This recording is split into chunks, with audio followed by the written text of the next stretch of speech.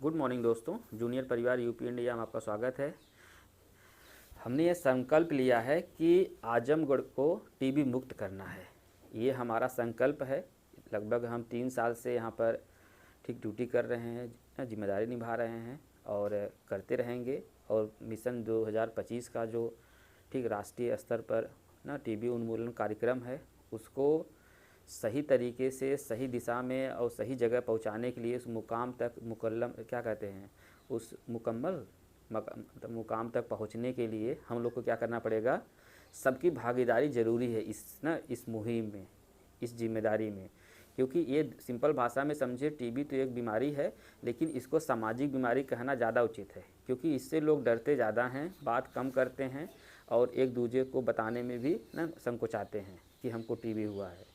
जैसे किसी एड्स नहीं हो जाता है तो लोग मतलब बताते नहीं बताते हैं। ठीक है, मान लीजिए एक बीमारी है, ठीक है, वो थोड़ा सा तो उस टाइप की बीमारी है, लेकिन उसमें भी ऐसा नहीं है जो मतलब ऐसा हो तो उसी को हो, वो किसी की भी हो सकता है। लेकिन ये जो बीमारी है, जो हम जिस बीमारी पर हम चर्चा कर रहे हैं, ये जो बीमारी है कैसी बीमारी है कि जिस इंसान को होता है उसको खुद ही नहीं पता चलता कि हमको कहाँ से हो गया।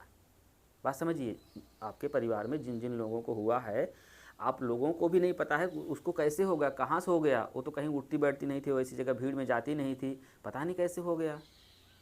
तो इसको थोड़ा समझना पड़ेगा आपको, ठीक, कि ये बीमारी जैसे मान लीजिए हम लोग कहीं भीड़ भाड़ में जा रहे हों, ठीक है, कहीं किसी के क्लोज कांटेक्ट में हों ना, तो ये बीमारी इस बात पर डिपेंड करती है कि आपकी जो अंदर की प्रतिरोधक क्षमता है, शरीर की प्रतिरोधक क्षमता है, वो कितनी है।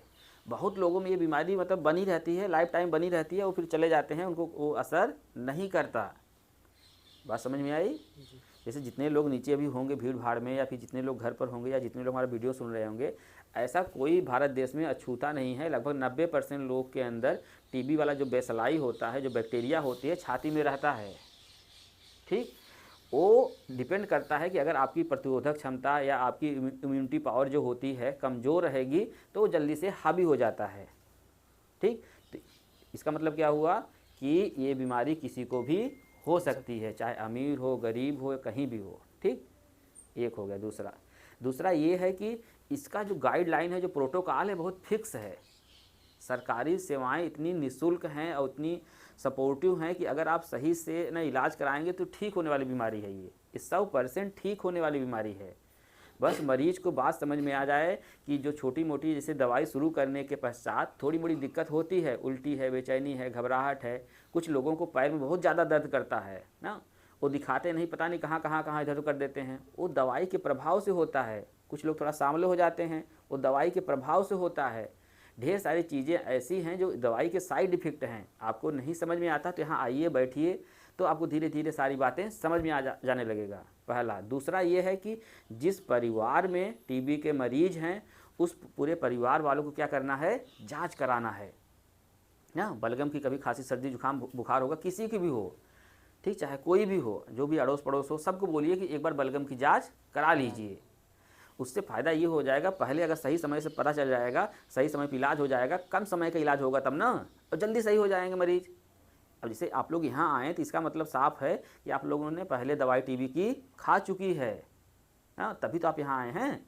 क्योंकि ये नोडल DRTB सेंटर है। नोडल मतलब होता है जो सबसे मतलब अच्छा हो, जो सबसे बेस्ट हो। तो आपके आजमगढ़ का ये बेस्ट मतलब कि यहाँ पर सर्विस है। किसका?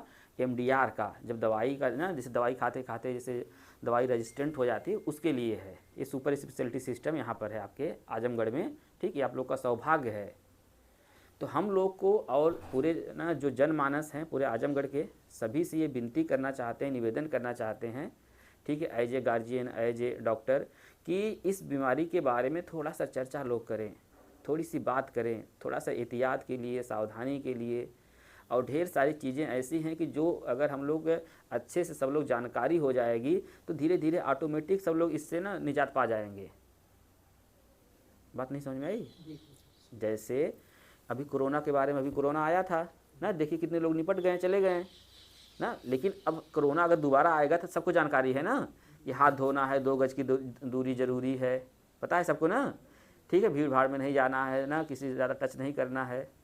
तो ऐसे ही अगर इसके बारे में ना सबको जानकारी हो जाएगी तो देखिए ना, इसका ख़त्म हो जाएगी बस जिनको हुआ है वो ठीक हो जाएंगे, सब खत्म हो गया, पूरा परिवार सुरक्षित हो जाएगा।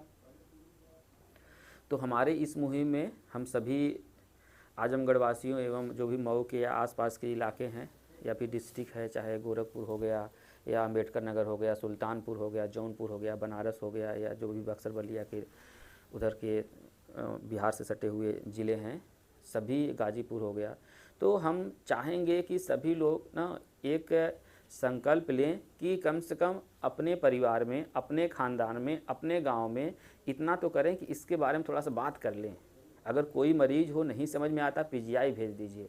हमारा नंबर हर जगह ना वितरित है, नहीं समझ में आता फ़ोन कर लें, मैसेज कर लें, कम से कम जुड़ें तो लोग, जानकारी तो पहुँचे। क्योंकि देखिए आधी समस्या का ना, ठीक है, आधी समस्या दुनिया में इसलिए है क्योंकि लोगों को जानकारी नहीं है। जैसे ही जानकारी हो जाती है तो देखिए सावधान, मतलब उसका समाधान भी निकल जाता है, और सब लोग अपने हिसाब से निकाल लेते हैं, जिसकी जो अहमियत रहती है, जो ना फाइनेंशियल कंडीशन रहती है, अपने हिसाब से एडजस्ट कर लेते हैं। फ्री तो अब जैसे दवाई मिलने लगी है ना हो, अब देखिए इसमें सारा चीज़ फ्री है। यहाँ पर सोचिए ओपीडी का पर्चा फ्री, जांच फ्री, खाना फ्री, दवाई फ्री, सब कुछ फ्री है।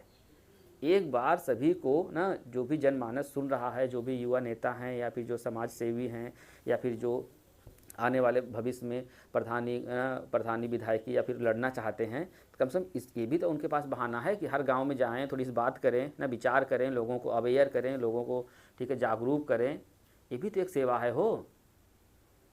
तो ना सेवा के क्रम में इसको सब लोग अपनाएं, समझें। और कोई दिक्कत परेशानी होती है, किसी को भी खांसी बहुत दिन से आ रही हो, वज़न नहीं बढ़ रहा हो, भूख कम लग रही हो, खांसते खांसते ब्लड आ जा रहा हो, तो ज़रूर अपना एक्सरे कराएं, बलगम की जांच कराएं, जो नज़दीकी सरकारी डॉक्टर हैं उनको दिखाएं। ठीक, बहुत बहुत धन्यवाद। जय हिंद, जय भारत।